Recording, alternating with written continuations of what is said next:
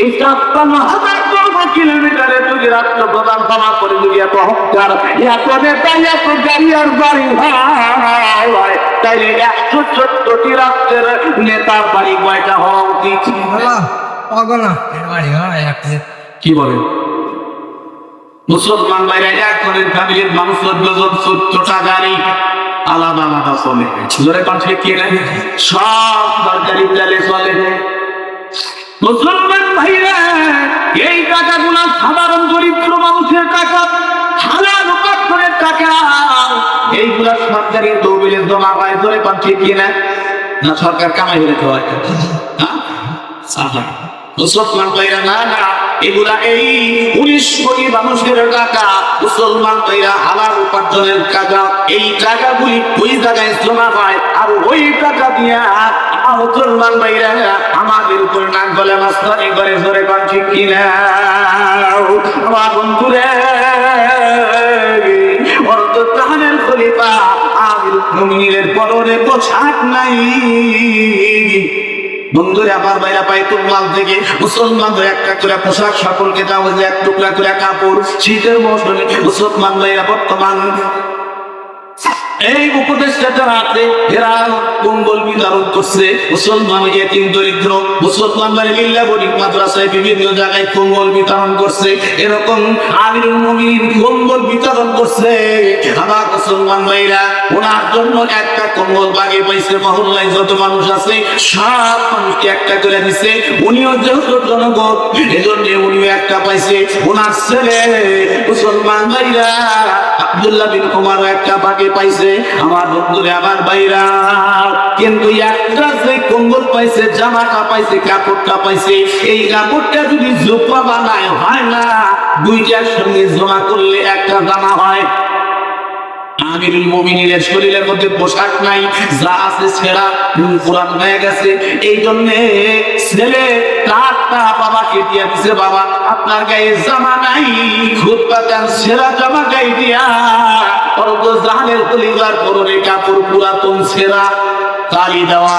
মুসলমান ভাইরা রে, এই জন্য সন্তান বাবাকে এইটা দান করছে, এটা আপনি নিয়ে একটা জামা বানান। মুসলমান করে জামা বানায় খুতবা দেওয়ার জন্য।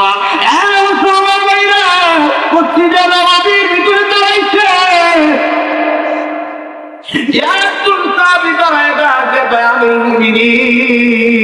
খুতবা পরে হবে। আগে বলেন সব মানুষ একটা করে কম্বল বাগে পাইছে, আপনি 2টা কম্বল নিছেন, এটা ইনসাফ হয় নাই, আপনি আমানতের খিয়ানত করছে। আমার মুসলমান ভাইরা, ওমরে খাত্তাব রাদিয়াল্লাহু তাআলা আত্মকে পানি রাখতে পারে না। মুসলমান ভাইরা অভিযোগ জানাইছে, না তাই নেই। মুসলমান ভাইরা রে, সব মানুষ অবাক হয়ে গেছে। আমিরুল মুমিনিন চোখের পানি তুই কাঁদে, কোনো কথা বলে না। আল্লাহ দরবারে আসামি হয়ে গেছে।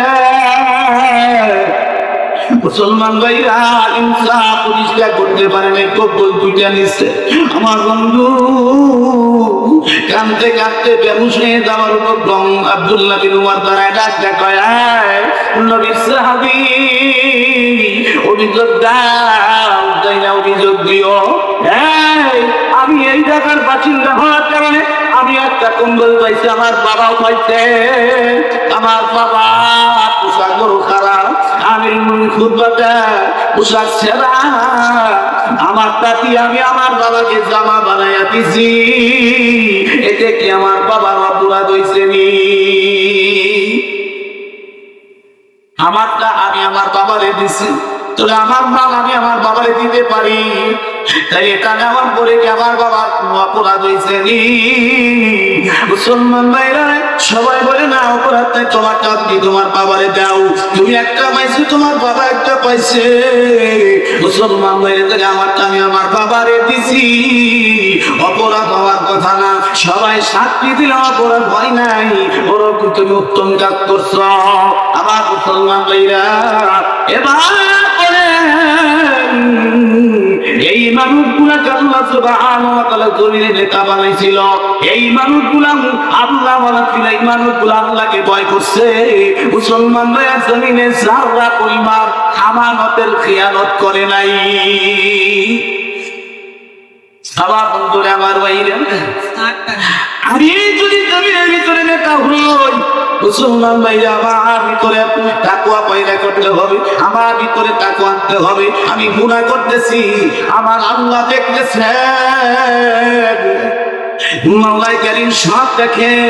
মুসলমান ভাইরা, আমি আপনি এই জিনিসটা আমার দিলের ভিতরে পয়দা করতে পারতেছি না, আমি গুনাহ করতেছি। আপনি মনেই করতেছেন না আমি যে গুনাহটা করি আমার আল্লাহ দেখতেছেন। এইটা কি আমার আপনার ভিতরে তৈরি হয়? মুসলমান হয় না, যার কারণে আমি গুনাহ করি, অন্যায় করি, অবিচার করি, জুলুম করি, অত্যাচার করি। মুসলমান হইলে তবে জানেন আপনি যে অত্যাচার করতেছেন আপনার কি শেষ আছে না নাই? আমার মুসলমান ভাই